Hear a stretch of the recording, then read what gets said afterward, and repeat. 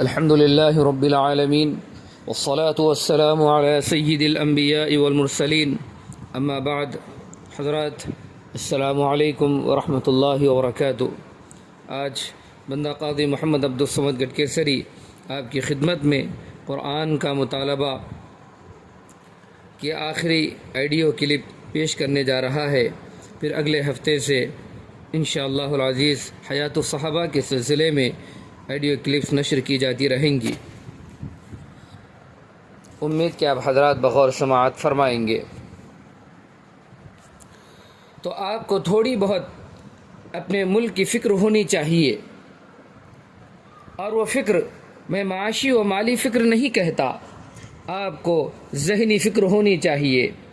آپ کے دل میں درد ہونا چاہیے کہ آئندہ نسل، یعنی آنے والی فیوچر میں جو جنریشن ہے، آئندہ نسل اسلام پر قائم رہے گی یا نہیں.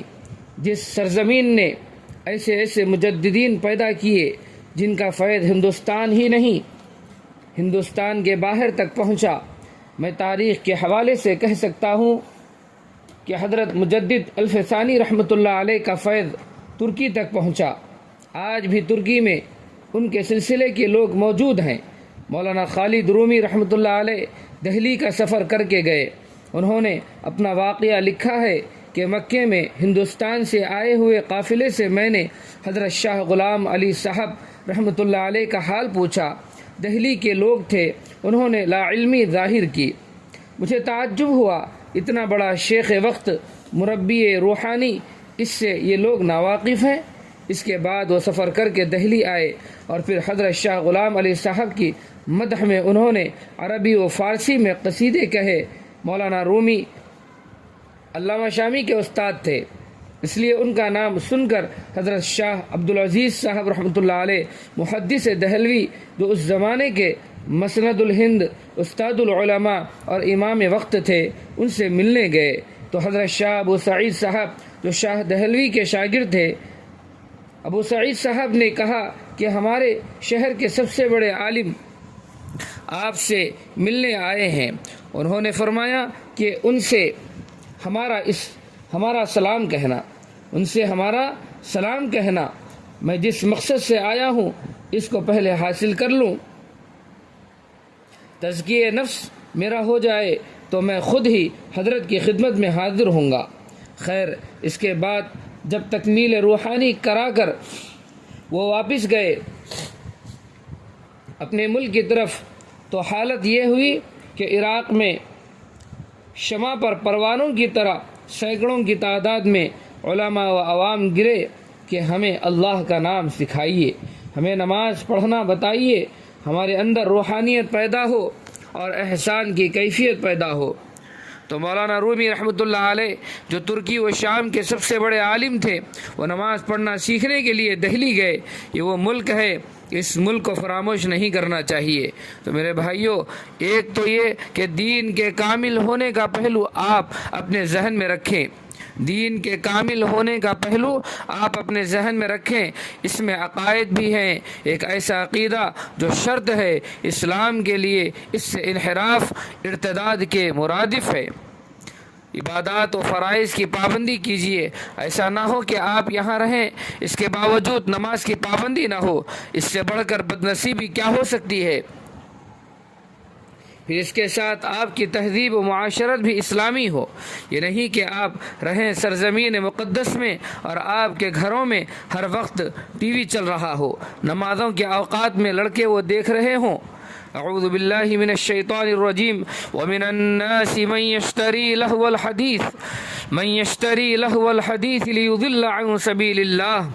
اور لوگوں میں بعض ایسے ہیں جو بیہودہ حکایتیں خریدتے ہیں تاکہ لوگوں کو بے سمجھے خدا کے راستے سے گمراہ کریں. ایسا معلوم ہوتا ہے کہ جیسے صرف نام لینا رہ گیا.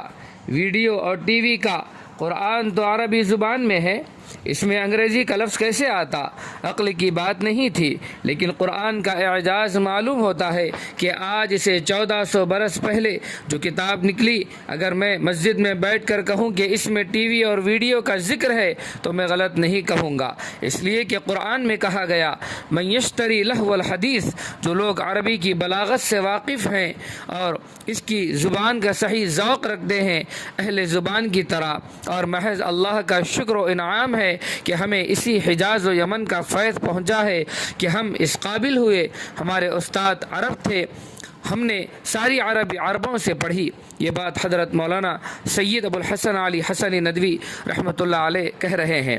ہم نے ساری عربوں سے پڑھی الحمدللہ، تو ہم لہو الحدیث کا لطف لے رہے ہیں۔ ہمارا عربی کا ذوق لہو الحدیث کے دائرے کی وسعت کو دیکھ رہا ہے۔ میں اس لفظ کا ترجمہ نہیں کر سکتا، حالانکہ لکھنؤ کا رہنے والا ہوں۔ میں اقرار کرتا ہوں کہ میں لہو الحدیث کے ترجمے کا حق ادا نہیں کر سکتا۔ اس کے معنی ہے باتوں کا کھیل۔ اب بتائیے ریڈیو اور ویڈیو وغیرہ میں کیا ہے؟ اگر یہ ہوتا کہ بہت سے لوگ ہیں جو کھیل کو پسند کرتے ہیں، کھیل خریدتے ہیں، تو اس میں ویڈیو اور ٹی وی نہ آتا، مگر باتوں کا کھیل کہا گیا۔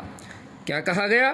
باتوں کا کھیل کہا گیا۔ لہو الحدیث یہ وہ ہے جو میں دعوے سے کہہ سکتا ہوں کہ قرن اول، قرن ثانی، قرن ثالث، قرن رابع اور 5ویں، 6، 7ویں، 8ویں، یہاں تک کہ میں کہوں شیخ الاسلام ابن تیمیہ رحمۃ اللہ علیہ کا ذہن بھی یہاں تک نہیں گیا ہوگا، یعنی ویڈیو اور ٹی وی کی طرف۔ یہ قرآن کا معجزہ ہے، حدیث کا لہو، باتوں کا کھیل۔ اور وہ کیا ہے؟ یہ ویڈیو کا پروگرام، ٹی وی کی بولتی تصویریں، یہ ویڈیو، یہ ریکارڈ جو سنے جاتے ہیں، سب لہو الحدیث میں ہیں۔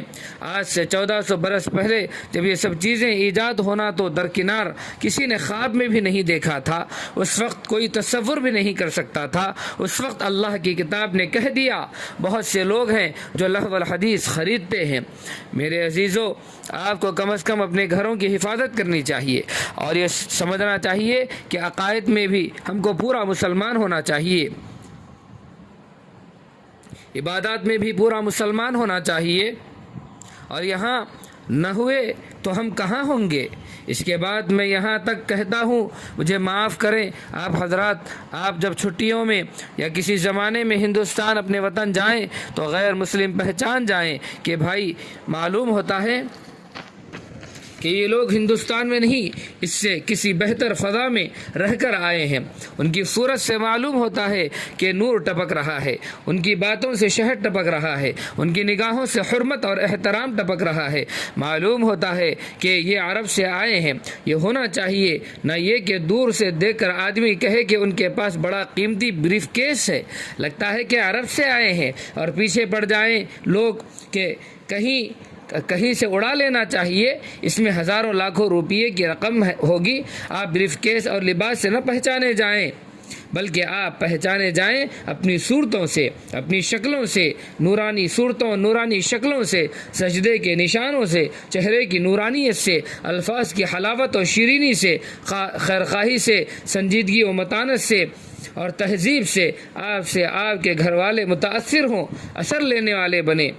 آپ جتنے دن رہیں اپنے گھروں میں، خدا مبارک کرے ان دنوں میں ان گھروں کی فضا بدل جائے، گھروں کا ماحول بدل جائے۔ اگر قرآن کی تلاوت نہیں ہوتی تھی تو ہونے لگے، وہاں اگر بہت سی سنتیں متروک تھیں یعنی چھٹی ہوئی تھی تو شروع ہو جائیں۔ وہ لوگ آپ سے شرمائیں اور کہیں کہ بھائی جدہ کے لوگ آئے ہیں، مکے کے لوگ آئے ہیں، مدینے کے لوگ آئے ہیں، دیکھو ریڈیو نہیں بجنا چاہیے، ٹی وی یہاں نہیں ہونا چاہیے۔ چیے جائے کہ لوگ کہیں ارے بھائی مکے مدینے کے لوگ آئے ہیں، وہاں بہت ہوتی ہے، ان کو دکھاؤ، ان کے زمانے میں تو اور ہونا چاہیے۔ یہ بڑی بے حرمتی کی بات ہے۔ اس جگہ کی آپ کی وجہ سے وہ چیزیں بند ہو جانی چاہیے۔ آپ کے جانے سے ان لوگوں کو شرم آنی چاہیے کہ اب موقع نہیں رہا۔ آپ جب جائیں تو جس طرح روشنی تاریکی کو چیرتی ہے اور چیرتی ہوئی چلی جاتی ہے، آپ کی صورتیں وہاں کے بحر ظلمات میں روشنی کا کام دیں۔ آپ کی زندگیوں میں یہی انقلاب آنا چاہیے۔ وہاں جانے سے پہلے آپ کے اندر تبدیلیاں آنی چاہیے۔ آپ جانتے ہیں کہ صلح حدیبیہ کے بعد فتح مکہ اور حجۃ الوداع کے درمیان 3-4 برس کے عرصے میں جتنی کثرت سے لوگ مسلمان ہوئے، امام زہری رحمۃ اللہ علیہ جو سید التابعین ہیں، ان کا قول ہے کہ مکہ معظمہ کے 13 برس کے قیام میں اور مدینہ طیبہ کے 10 برس کے مبارک قیام میں اتنی کثرت سے لوگ مسلمان نہ ہوئے۔ اس کی وجہ یہ بیان کرتے ہیں کہ صلح حدیبیہ کی وجہ سے راستہ کھل گیا اور بے تکلف قریش آنے لگے مکہ معظمہ اپنے عزیزوں کے یہاں۔ اب ان کی جتنی راتیں گزرتی ان کو دیکھ کر مکے والے حیران تھے اور کہتے کہ ان کا تو عالم ہی دوسرا ہے، یہاں راتوں کو لوگ اڑتے ہیں، یہاں تو بچے بھی اڑتے ہیں، روتے ہیں، اللہ کے سامنے گڑ گڑاتے ہیں، اللہ سے مانگتے ہیں اپنے حق میں، غیروں کے حق میں، سبوں کے حق میں۔ ان کے یہاں تو جھوٹ بولنا کیا، کوئی لغو بات یعنی بیکار بات کرنا نہیں جانتا، ہر وقت اللہ اللہ رسول اللہ صلی اللہ علیہ وسلم کی باتیں ہوتی ہیں، اللہ رسول کی باتیں ہوتی ہیں۔ یہاں تو اتنا ایثار ہے کہ مہمان کے لیے تھپکا کر بچوں کو بھوکا سلا دیتے ہیں اور مہمان کا پیٹ بھر دیا جاتا ہے۔ بس وہ مسلمان ہونا شروع ہوئے کیونکہ انہوں نے اسلام کا نقشہ اپنی آنکھوں سے دیکھا۔ حضرات، آپ لوگوں کے ذریعے بھی آپ کے ملکوں میں اسلام پھیلنا چاہیے۔ یہاں سے آپ اگر مراسلہ اور رابطہ قائم کریں تو یہی اثر دیں، خود جائیں تو پورے طور پر اثر ڈالیں ان لوگوں پر کہ آپ اس جگہ سے آئے ہیں، اپنے ساتھ برکتوں کا خزانہ لے کر آئے ہیں۔ اب میں اس سے زیادہ طول دینا نہیں چاہتا، آپ اس آیت کو اپنے دل پر نقش کر لیں۔ اعوذ باللہ من الشیطان الرجیم، یا ایہا الذین آمنوا ادخلوا فی السلم کافہ، ایمان والو خدا کے ساتھ صلح کرنے میں پورے داخل ہو جاؤ اور شیطان کے نقش ہائے قدم کی پیروی نہ کرو، وہ تمہارا کھلا دشمن ہے۔ دیکھیے یہاں نقش قدم واحد سنگولر استعمال نہیں کیا گیا بلکہ خطوات الشیطان جمع کا صیغہ لایا گیا۔ معلوم ہوا کہ اس کے بہت سے نقش قدم ہیں، اس میں وسعت آ گئی، خواہ اعتقادی چیزیں ہوں، خواہ عملی چیزیں ہوں، خواہ اخلاقی چیزیں ہوں، خواہ تہذیبی چیزیں ہوں، خواہ سیاسی چیزیں ہوں، سب اس میں شامل ہیں۔ اور اس بات کا آپ خیال رکھیں کہ آج اگر ہمارے مسلم معاشرے میں یہ باتیں ہوتی تو وہ خرابیاں پیش نہ آتی